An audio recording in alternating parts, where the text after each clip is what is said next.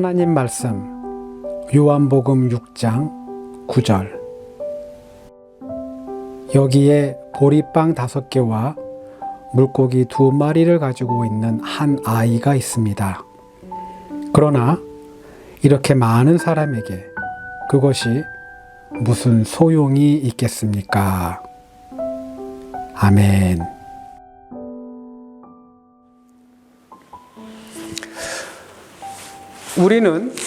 우리는요, 우리가 갖고 있는 그 믿음을 우리의 어려움에 잘 대입을 하지 못하는 경향이 있습니다.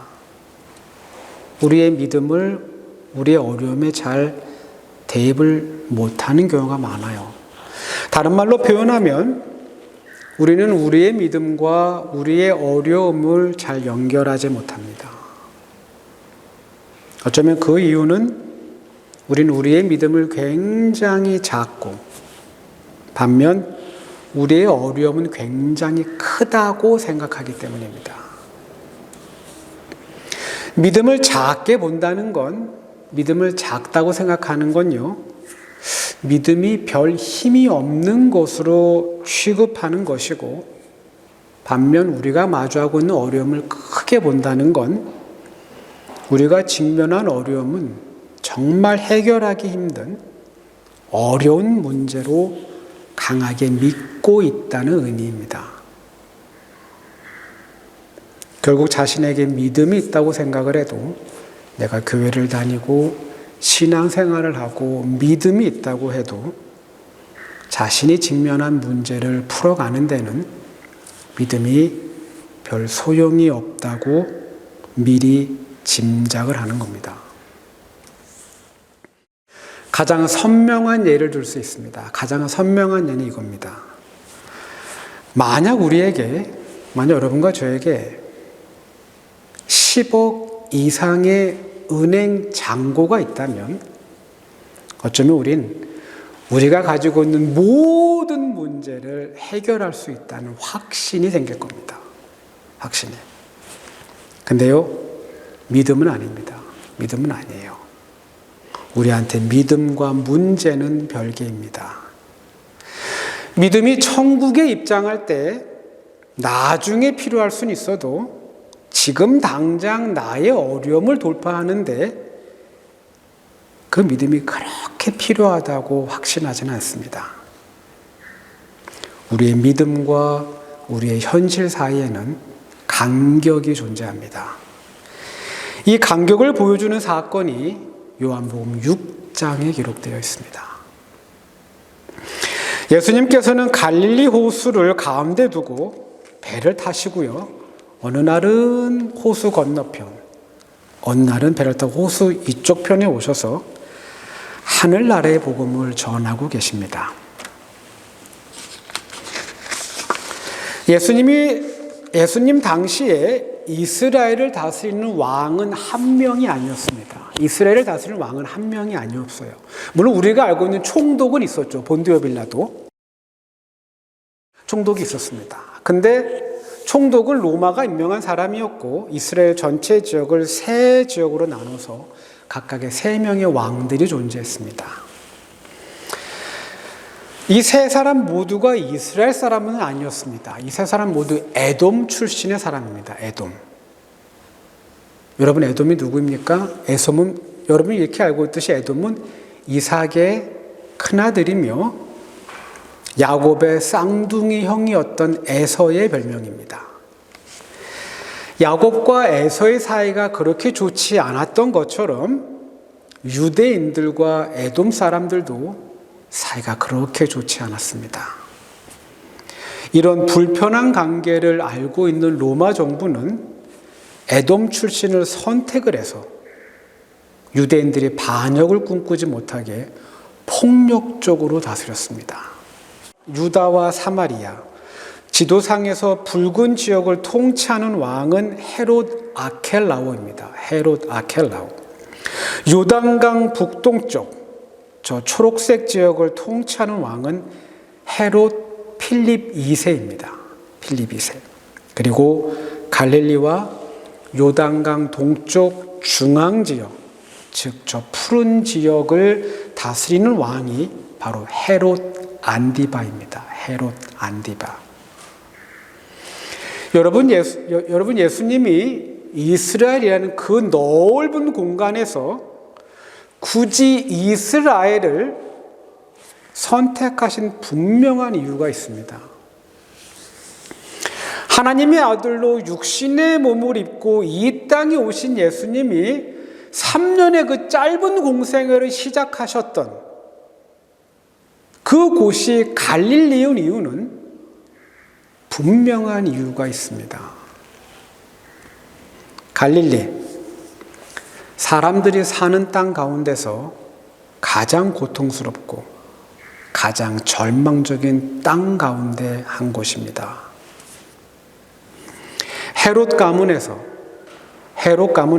가장 악랄하고 가장 잔인한 왕으로 기록된 사람이 바로 갈릴리 지역의 통치자 헤롯 안디바입니다. 유대인 역사가에 따르면 헤롯 가문이 하나님 앞에 저지른 악행 가운데 90% 이상을 바로 이 헤롯 안디바의 소행이라고 적고 있습니다.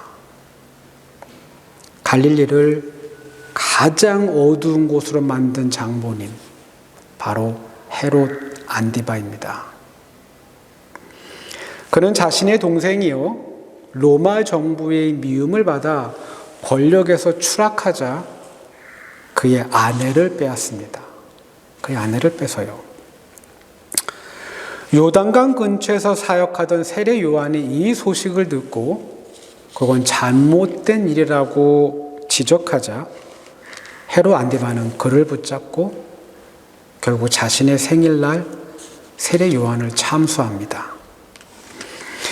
유대 사회 지도자들이요 예수 그리스도를 붙잡고 십자가 처형을 요구하자 빌라도가 사건에 휘말리고 싶지 않아서 예수님을 갈릴리 통치자인 헤롯 안디바에게 보냅니다.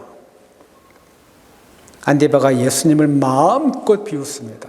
그리고 그를 철저하게 희롱한 후에 다시 빌라도에게 돌려보냅니다. 어느 성서학자는요 사도신경에 등장하는 본디오 빌라도 이름 옆에 헤롯 안디바의 이름도 넣어야 한다고 주장한 적이 있습니다. 본디오 빌라도와 헤롯 안디바에게 고난을 받으사 십자가에 못 박혀 죽으시고 스데반 집사의 순교 그리고 기독교인에 대한 극심한 박해 바로 헤롯 안디바 시대에 자양됩니다. 예루살렘 그리고 사마리아 지역과 비교해서 갈릴리 땅에는 헤롯 안디바의 적극적인 협력 아래 로마의 헬라니즘 문화가 급속하게 퍼집니다. 무엇을 의미합니까? 결국 구약의 희년 전통은 사라집니다. 하나님의 가르침은 사라져요. 결국 귀족들은 더 많은 땅을 차지합니다. 더 많은 땅을 가져요. 사람들은 대대로 자신들의 가문에서 내려오는 땅들을 잃어버립니다. 평민이었던 사람들이, 보통 사람이었던 사람들이 차츰차츰 하층민으로 전락합니다. 귀족들의 넓은 땅에서 일하는 소장민이 되든지 아니면 갈릴리 호수에서 생선을 잡아 염장을 해서 로마에 수출하는 노동자가 되든지 아니면 노숙자가 되든지 밑바닥 삶을 선택해야 합니다. 여러분 마태, 마가, 누가 그리고 요한복음을 읽다 보면 사복음서 곳곳에서 희한할 정도로 동일하게 등장하는 패턴이 하나 있습니다. 패턴. 그건 바로 예수님이 갈릴리 지역에 나타나실 때마다 많은 무리가 모여드는 겁니다. 많은 무리가. 할 일을 잃어버린 사람들. 할 일을 잃어버린 사람들. 자신의 일을 빼앗긴 사람들. 그래서 아무 일도 없는 사람들, 그들이 결국 큰 무리가 되었고요. 그들이 예수님이 가는 곳마다 따라다닙니다. 요한복음 6장, 역시 많은 사람들이 예수님 곁으로 모이는 장면으로 시작합니다. 그 뒤에 예수께서 갈릴리 바다, 곧 디베랴 바다 건너편으로 가시니 큰 무리가 예수를 따라갔다. 예수님이 산에 올라가자 무리들도 예수님을 따라 산에 오릅니다. 예상하기에는요, 꽤 오랜 시간 이 많은 사람들이 예수님의 뒤를 따라다닌 것 같아요. 왜냐하면 예수님께서 사람들이 배가 고플까 봐 마음을 쓰시는 겁니다. 짧은 시간 만났다면 그렇게 염려하지는 않으셨을 거예요. 근데 오랜 시간 이들이 따라다니고 끼니를 걸은 것 같습니다. 예수님이 그들이 배고플까 봐 마음을 쓰세요. 때가 되면 가서 밥을 먹고 쉴 곳이 있어야 하는데 갈릴리에 많은 사람들 돌아갈 곳이 없습니다. 딱히 갈 곳이 없습니다. 요한복음 6장 5절, 예수께서 눈을 들어서 큰 무리가 자기에게로 모여드는 것을 보시고 빌립에게 말씀하셨다. 우리가 어디에서 빵을 사다가 이 사람들을 먹이겠느냐. 여러분, 예수님이 제자 빌립에게 이 질문하신 이유가 6절에 나옵니다. 예수께서는 빌립을 시험해 보시고자 이렇게 말씀하신 것이었다. 예수께서는 자기가 하실 일을 잘 알고 계셨던 것이다. 예수님은요, 자기의 제자 빌립의 생각, 그의 마음, 엄밀하게 말해서는 그의 믿음을 알고 싶어 하셨습니다. 그의 믿음. 왜냐하면요, 예수님은 갈릴리 곳곳을 방문하시면서 놀라운 기적들을, 오직 하나님만 하실 수 있는 그 위대한 표적들을 이미 보여주셨기 때문입니다. 빌립은 예수님이 듣고 싶어하는 답을 말하지 못합니다. 그는 다음과 같이 말합니다. 빌립이 예수님께 이렇게 대답하였다. 이 사람들에게 모두 조금씩이라도 먹게 하려면 빵 200데나리온어치를 가지고서도 충분하지 못합니다. 여러분, 우린 빌립의 이 말을 통해서요, 지금 예수님 앞에 모여든 사람들의 규모를 짐작할 수 있습니다. 규모. 빌립은 모인 사람들에게 충분한 양이 아닙니다. 충분한 양이 아니에요. 아주 조금씩이라도 그들에게 빵을 나누어 주려면 200데나리온의 금액이 필요하다고 말합니다. 200데나리온.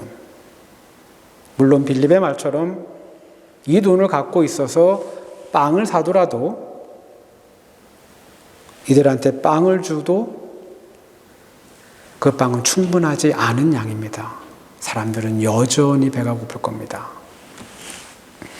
빌립이 말한 200데나리온, 우리는 이제 이 금액이 오늘날 시세와 비교했을 때 얼만큼의 가치가 있는지 살펴봐야 합니다. 예수님 당시 하루 노동자의 임금은 1데나리온입니다. 예수님 시대에 한 사람이 나가서 열심히 일해서 하루 버는 돈이 1데나리온이에요. 오늘날 한국 같은 경우 인력사무소에 나가 건설 현장에 투입되고 그 사람이 하루 8시간에서 10시간 열심히 일하고 하면 일용직 노동자가 받는 하루 일당이 20만 원 정도라고 합니다. 20만 원. 그렇다면 예수님 당시 200데나리온의 가치는 약 4천만 원 상당입니다. 4천만 원. 여러분, 맥도날드의 치즈버거가 요즘 한국에서 3,000원이라고 합니다. 3,000원. 여러분, 우린 4천만 원의 금액을 갖고 있다면 우리 맥도날드 치즈버거를 13,300개를 구입할 수 있습니다. 13,300개. 굉장히 큰 돈입니다. 그러나 빌립의 결론을 따르면 우린 이 금액의 돈으로도 사람들을 충분히 먹일 수 없습니다. 예수님 앞에 모여든 사람들의 규모가 어마어마합니다. 그리고 예수님과 제자들 중에 여러분도 아시겠지만 그 누가 4천만 원의 돈을 갖고 있겠습니까? 그들 돈 없습니다. 그죠? 그러므로 그들이 밥을 먹을 수 있는 가능성은 없습니다. 빌립이 볼 때 무리의 끼니를 걱정해서 빵을 어디서 사면 좋을지 묻는 예수님의 질문은 실현 가능성이 거의 1%도 없는 거의 제로에 가까운 무의미한 말잔치입니다. 말잔치. 스승인 예수님이 밥때가 됐으니까 이렇게 말씀하신 것은 이제 사람들을 흩어지게 하라라는 말로 알아들어야 하는데 빌립은 정색을 하고 스승의 실언에 발끈하는 것처럼 보입니다.